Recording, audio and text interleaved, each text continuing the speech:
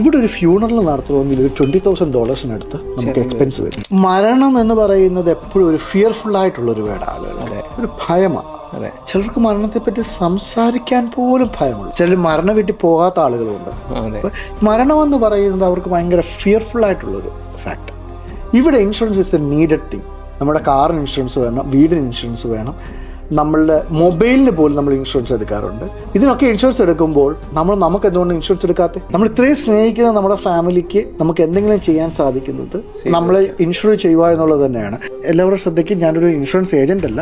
ഇപ്പോൾ ഇത് പറയാനൊരു റീസെൻ്റ് ആയിട്ടുള്ള കാരണം എന്ന് പറഞ്ഞാൽ കാനഡയിലെ US പല രാജ്യങ്ങളിലും പലരും മരണപ്പെട്ട് കഴിയുമ്പോൾ അവരുടെ ഫാമിലി സ്ട്രഗിൾ ചെയ്യുന്നത് ഒരുപാട് നമ്മൾ കണ്ടിട്ടുണ്ട്. അപ്പം അതുകൊണ്ടാണ് ഇത് നിങ്ങളുടെ അവയർനെസ്സിലേക്ക് ഈ ഒരു കാര്യം പങ്കുവെക്കുന്നത്.